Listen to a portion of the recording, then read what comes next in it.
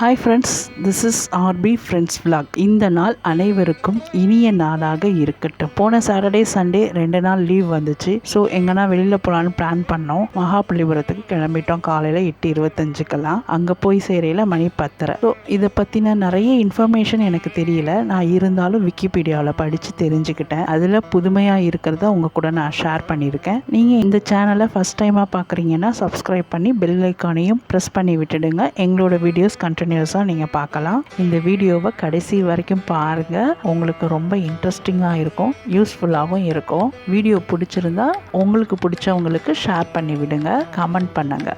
அடுத்ததாக நம்ம பார்க்க போகிறது மாமல்லபுரம் அப்படின்ற பேர் எப்படி வந்துச்சுன்னா, நரசிம்மராகிய மாமல்லர் அப்படிங்கிறவர் தன்னோட அப்பா கூட அந்த பக்கமாக வாக்கிங் மாதிரி போயிருக்காரு. இப்போ அந்த பாறையில் யானை படம், இந்த மாதிரி மிருகங்கள் படம்லாம் வரைஞ்சிருக்காரு. அதை பார்த்து அவங்க அப்பா நல்லா அழகாக வரைஞ்சிருக்கானே, நல்லா இருக்குதே, ஸோ இதே மாதிரி பாறைகளில் நிறைய சிற்பங்கள்லாம் செதுக்கணும் அப்படின்னு சொல்லி அவரோட பேர் மாமல்லர் அப்படிங்கிறதுனால மாமல்லபுரம் அப்படின்னு அவரோட பேரையே வச்சுட்டாங்க. பாருங்க, அவர் அரசராக இருக்கிறதுனால சின்ன குழந்தையா இருக்கிறப்போ அவர் வரைஞ்ச அந்த படத்தை வச்சு நமக்கு இப்படி ஒரு ஹிஸ்ட்ரி கிடைச்சிருக்கு. ரொம்ப சந்தோஷம் இல்லை? நம்ம வீட்லேயும் பசங்க செவுத்துலலாம் வரைகிறாங்க, இருந்தாலும் ஒவ்வொன்றுத்துக்கும் நம்ம ஹிஸ்ட்ரி பண்ண முடியாது இல்லையா? நம்ம ஃபஸ்ட்டு வந்தது 5 ரதம். 5 ரதம் பார்த்தீங்கன்னா அதில் என்னென்ன ரதம்லாம் இருக்குன்னா, தர்மராஜா ரதம், பீம ரதம், அர்ஜுன ரதம், திரௌபதி ரதம், நகுல சகாதேவ ரதம், இப்படின்னு 5 பேர் பஞ்ச பாண்டவர்கள் இருப்பாங்க இல்லையா, அவங்களோட ரதம் தான் அது. இங்கே நிறைய ஸ்கூல் பசங்கள்லாம் எஜுகேஷனுக்கு வந்திருந்தாங்க. ஸ்கூல் பசங்களெல்லாம் பார்த்தோன்னே எனக்கு பழைய ஞாபகங்கள், ஸ்கூல் லைஃப்பில் இருந்தப்போ அந்த ஞாபகம் தான் வந்துச்சு. நான் ஒரே ஒரு டைம் தான் நான் இந்த மாதிரி எஜுகேஷன் போயிருக்கேன். அதுக்கே எங்கள் ஃப்ரெண்ட்ஸ் எல்லாம் பர்மிஷன் கேட்டு தான் விட்டாங்க. அங்கே உள்ள ரதங்கள்லாம் பார்த்தீங்கன்னா ரொம்ப பழமை வாய்ந்ததாக இருந்தது. உள்ளுக்குள்ள சிலைகள்லாம் பார்த்தீங்கன்னா ஒரு பாதி தான் இருந்துச்சு. பாதி சிலைகள் வந்து அந்த முகம்லாம் கிளியராக தெரியல. ஸோ இது வந்து கடலுக்கடியில் இருந்ததாகவும் அதை வந்து மீட்டெடுத்து எல்லாத்தையும் க்ளீன் பண்ணி வச்சிருக்கிறதாகவும் அது ஒரு ஹிஸ்ட்ரி சொல்கிறாங்க. ஒரு சில இதுலலாம் சிலைகளே இல்லை, வெறும் மண்டபமாக இருந்துச்சு. இதெல்லாம் முடிச்சுட்டு நாங்கள் அடுத்தது வெளியில் வரலான்னு பார்த்தாக்கா அங்கே நிறைய சிற்பங்கள்லாம் செதுக்கி வச்சுட்டு இருந்தாங்க.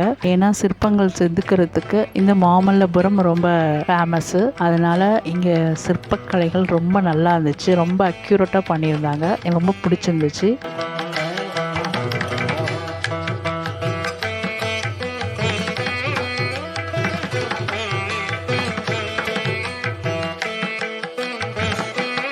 நம்ம பார்க்குறது மகிஷாசுர மர்தினி மண்டபம். இது பார்த்திங்கன்னா அந்த பாறை வந்து மேலிருந்து கீழ் நோக்கி செதுக்கப்பட்டது. இது ஒரே ஒரு கல்னால் செதுக்கியிருக்காங்க.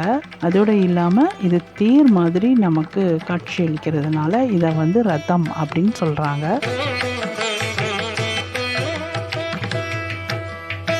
இது பார்த்திங்கன்னா கல்லுலேயே பெட்டு மாதிரி செஞ்சுருந்தாங்க. இது பார்த்தீங்கன்னா மகிஷாசுர மர்தினி மண்டபம். சிங்க வாகனத்தில் ஏறி மகிஷாசுரன் என்னும் எருமை தலை கொண்ட அரக்கர் வதம் செய்யறது தான் இந்த காட்சி. அதனால தான் மகிஷாசுர மர்தினி அப்படின்னு சொல்லி இது அழைக்கப்படுறதா ஒரு வரலாறு இருக்கு. அனந்த சயன சிற்ப தொகுதி. இது வந்து திருமால் வந்து பாம்பு படுக்கையில் படுத்துட்டு இருக்கிறப்போ மது கடம்பன் என்ற 2 அரக்கர்கள் அவரை தாக்க வந்த காட்சி தான் இது. அங்கே சிற்பமா செதுக்கி வச்சிருக்காங்க. இது வந்து மேலே இருந்துச்சு. பாப்பாவுக்கு உடம்பு சரியில்லைங்கிறதுனால என்னால் மேலே போக முடியல. ஸோ இது வந்து என்னோட ஹஸ்பண்ட் எடுத்தது. அதுவும் ஒரு ஃபுல் வியூ வந்து ரொம்ப நல்லா இருந்துச்சு. பீச் எல்லாமே தெரிஞ்சது. நாங்கள் போன கிளைமேட் வந்து வெயிலும் இல்லை மழையும் இல்லை, மேகம்லாம் மூடி அதிக வெயில் இல்லாதனால ரொம்ப நல்லா இருந்துச்சு. எல்லாத்தையும் ரொம்ப பார்த்து ரசிக்க முடிஞ்சது. இது லைட் ஹவுஸ், கலங்கரை விளக்கம். இதுக்குள்ளார தான் எங்களால் போக முடியல. நாங்கள் போகிற நேரத்துக்குள்ளார டைம் முடிஞ்சிருச்சு. ஸோ நாங்கள் அப்படியே ரிட்டர்ன் வந்துட்டோம். அப்படியே வரையில் அடுத்தது பார்த்தீங்கன்னா கிருஷ்ணா பட்டர் பால், அந்த இடத்துக்கு தான் வந்தோம். இங்கே மகாபலிபுரத்தில் இந்த மாதிரி கேப் வந்து நிறைய வச்சுருக்காங்க. ஸோ இது ரொம்ப ஃபேமஸ் போல இருக்குது. அடுத்தது நம்ம பார்க்குறது புடைப்பு சிற்ப தொகுதிகள். இந்த பாறையில் பார்த்தீங்கன்னா ஒவ்வொரு குரூப் ஆஃப் சிற்பத்துக்கும் ஒவ்வொரு கதை இருக்குது எனக்கு. ஆனால் பட் ரொம்ப டீட்டெயிலாக எனக்கு இது தெரியலை. ஆனால் மகாபலிபுரம் சொன்னாவே இதுதான் ஞாபகம் வரும் எல்லாருக்கும்.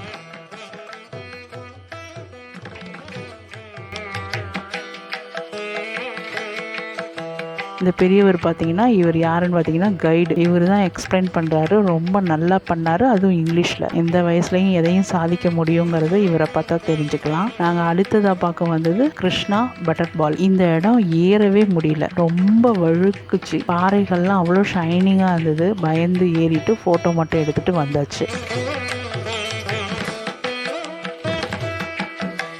அடுத்ததாக பார்த்தீங்கன்னா இதுவும் மகாபலிபுரத்தோட சிறப்பு தான், பீச் டெம்பிள். இந்த கடற்கரை கோயில் வந்து மாமல்லபுரத்தோட சின்னமாக விளங்குது. இந்த கடற்கரை கோயில் வந்து 2ஆம் நரசிம்மவர்மன் அப்படிங்கிற ஒரு ராஜ சிம்மனால் கட்டப்பட்டவை அப்படின்னு அங்கே ஹிஸ்ட்ரியில் போட்டிருந்துச்சு. ஃபஸ்ட்டு வந்து திருமாலை வந்து தரையில் படுத்திருப்பது போல கோலத்தில் இருந்தது. அதுக்கு பக்கத்தில் கிழக்கு நோக்கி மேற்கு நோக்கியும் ஒரு சிவன் கோயில் இருந்துச்சு. அது வந்து லிங்கமாக தான் இருந்தது. அந்த சிற்பங்கள்லாம் ரொம்ப அழிஞ்சு போயிருந்தது. பார்த்தா தான் அது லிங்கம்னே தெரிஞ்சிச்சு. இதுதான் நாங்கள் லாஸ்ட்டாக ஃபைனலாக பார்த்தது. ஃபுல்லாக நந்தி இருந்ததுன்னே கண்டுபிடிச்சிட்டேன். கண்டிப்பாக இதில் சிவன் இருக்காரு அப்படின்னு சொல்லிட்டு. ஆனால் நல்லா நீட்டாக மெயின்டைன் பண்ணியிருக்காங்க. இது எல்லாத்தையும் பார்த்து முடிச்சுட்டு பீச்சுக்கு போகலை. எப்பொழுதும் எல்லா இடத்துலையும் பார்க்குற பீச்சு தானேன்னு சொல்லிட்டு டைம் ஆயிடுச்சுன்னு வந்துட்டோம். மாமல்லபுரம் ட்ரிப்பை முடிச்சுட்டு நாங்கள் அடுத்ததாக போனது திருப்போரூர் கோயில். அந்த கோயிலுக்கு போயிட்டு முருகனை நல்லா தரிசிச்சுட்டு விநாயகர் சதுர்த்தி எதுமா அங்கே விநாயகருக்கும் சிறப்பு பூஜையெல்லாம் நடந்துச்சு. அதையும் நாங்கள் பார்த்துட்டு அங்கேருந்து புறப்பட்டுட்டோம். அடுத்ததாக நாங்கள் போனது பிரத்யேந்திரா தேவி கோயில். இது ரொம்ப இந்த கண் திருஷ்டி இந்த மாதிரி இருக்கிறவங்களுக்கெல்லாம் போனால் ரொம்ப நல்லதுன்னு சொல்லுவாங்க. அதை முடிச்சுட்டு ஃபைனலாக நாங்கள் இஸ்கான் டெம்பிள் தான் போனோம். ரொம்ப சூப்பராக ஜெகஜோதியாக இருந்துச்சு. அங்கேயே கிருஷ்ணரையும் பார்த்துட்டு அப்படியே வீட்டுக்கு புறப்பட்டாச்சு. நாங்கள் அங்கே வாங்கின பொருள் தான் இது. எங்கள் வீட்டுக்காரங்களுக்கு பிஸ்னஸ்க்காக இந்த குதிரை, நம்ம முருக பக்தர், ஸோ அதனால் இந்த முருகவேல். எனக்கு இந்த விநாயகர் சதுர்த்தி எதுவும் ஒரு குட்டியாக விநாயகர் வாங்கணும் ஆசை. அந்த விநாயகரையும் வாங்கியாச்சு. இது யாருக்கும் கிஃப்ட் கொடுக்கலான்னு மணி வாங்கிட்டேன். வீடியோட எண்டுக்கு வந்தாச்சு. இந்த வீடியோ பிடிச்சிருந்தா லைக் பண்ணி சப்ஸ்கிரைப் பண்ணுங்க. கண்டிப்பாக கமெண்ட் பண்ணுங்க. இன்னொரு நல்ல வீடியோட சந்திக்கிறேன். பாய்.